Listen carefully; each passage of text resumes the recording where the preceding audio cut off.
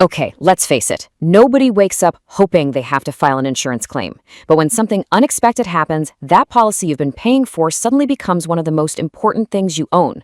So today, we're going to demystify that whole process, turning it into a simple roadmap so you know exactly what's happening every step of the way. I mean, think about it for a second. You pay your premiums, and in return, the insurance company makes a promise to have your back. But when a disaster actually hits, a fire, a flood, a major accident, what really happens when you need to call in that promise? It can feel pretty overwhelming, but I promise you, it doesn't have to be. So, to help us map this whole thing out, we're going to lean on the fantastic framework laid out by Dr. Sudhandra S.G.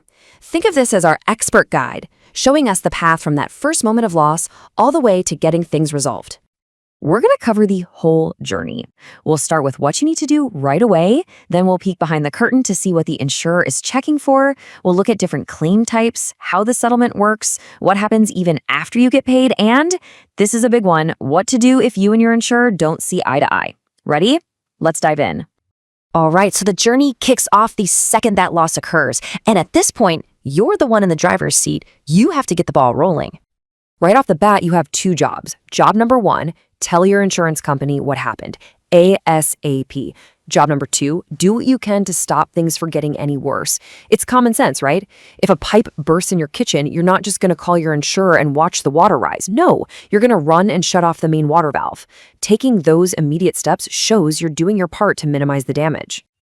Okay, so you've done your part. Now the ball is in their court. Let's look at this from the insurer's side of the table. Once they get your notification, their process begins, and it's called claim assessment. So, what is claim assessment? Really, it's just a fancy term for their investigation. They're grabbing your policy, looking at the facts of what happened, and checking to see if the two line up. They're trying to answer one big question. Is this specific loss actually covered by this specific policy? And they do that by running down a checklist that looks something like this. First, is the actual event, let's say a fire, covered in the first place? Next, did you follow all the rules of the policy, the conditions? Number 3 is a big one, warranties. If you promised your shop had a sprinkler system, was it actually installed and working? Then, utmost good faith. Basically, were you completely honest when you bought the policy? We already talked about minimizing the loss, and only after they've ticked all those boxes do they move on to the final step, figuring out how much they owe you. Now, you'd think figuring out that final number would be simple, but it's not always so cut and dry. And that's because not all claims are created equal. They tend to fall into a few different buckets. You've got your standard claims. Those are the easy ones where everything's pretty straightforward. Then you have catastrophic claims from those huge, widespread events like an earthquake. But the one I really want you to pay attention to, the one that catches so many people out, is the underinsurance claim. You have got to understand how this works. And this makes it crystal clear. Look at the left side. Your building's worth $100,000. You insured it for $100,000. You have a $50,000 fire. You get paid $50,000. Makes sense. But now look at the right. The building is still worth $100,000, but you only insured it for half that, $50,000. When you have that same $50,000 fire, you don't get $50,000. You only get $25,000. Why? Because you were only 50% insured, so they'll only pay 50% of your loss. It's a proportional penalty, and it can be financially devastating.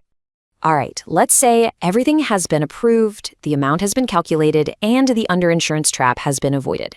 We have now arrived at the part of the journey everyone looks forward to: getting paid. Now, here's something you might not know. For really big, complicated losses, it can take ages to figure out the final total. So in those situations, an insurer might give you an on-account payment. It's basically an advance, a partial payout to help you get started with repairs or cover immediate expenses while they finish up the full assessment. It's a huge help. Once that final amount is agreed upon, you're going to sign something called a discharge voucher. Now, pay attention here, because this is a really big deal. It's a legally binding document. When you sign it, you are officially stating that you accept this payment as the full and final settlement. That means the case is closed. You can't come back a month later and say you found more damage. So you've got your check, case closed, right? Well, not always. For the insurer, their work might not be done. There are a couple of moves they can make after they've paid you to try and recover some of their costs. First up is something called salvage. Let's say your property is a total loss. It's damaged beyond repair. Once the insurer pays you its full value, they now have the right to take possession of what's left over. They do this so they can sell it for parts or scrap and make a little of their money back. You see this all the time with cars, right? Your car gets totaled in an accident, the insurance company writes you a check for what it was worth, and in exchange, they haul away the wreck. That's a perfect, everyday example of salvage. The other thing they can do is called subrogation, or making a recovery. This is a fascinating legal idea. It means your insurer has the right to step into your shoes.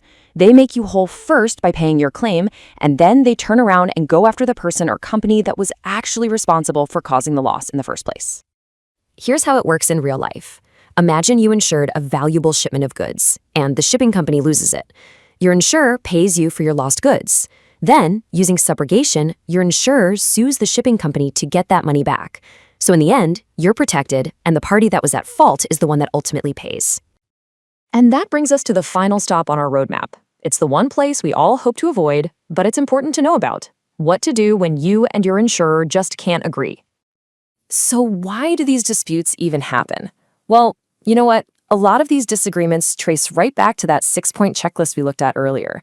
Maybe the insurer says you weren't totally upfront when you bought the policy, or they argue that what happened isn't even covered. And sometimes it's just a straight-up argument about the final dollar amount. When you hit a wall, there are generally two paths forward, and it is absolutely critical to know the difference. There's arbitration and there's litigation. Arbitration is what you use when you're arguing about the amount of money. Litigation, going to court, is for when you're arguing about liability, meaning the insurer is denying the claim altogether. Think of it this way. Arbitration is for arguing about the price tag. Litigation is arguing about whether you should even be in the store in the first place. Now, for those of us with personal insurance policies, there's another amazing option called the Insurance Ombudsman. This is an independent referee who can settle your dispute. And here's the really cool part for you, the consumer. Whatever they decide is binding on the insurance company. But if you don't like the outcome, you can just walk away and try a different route. It gives you a ton of leverage. And that's our journey. So if you ever do find yourself in a dispute, the single most important question you need to answer is this. Are we fighting about the dollar amount, or are we fighting about the validity of the claim itself? Just knowing the answer to that question is the most powerful first step you can take toward getting it resolved.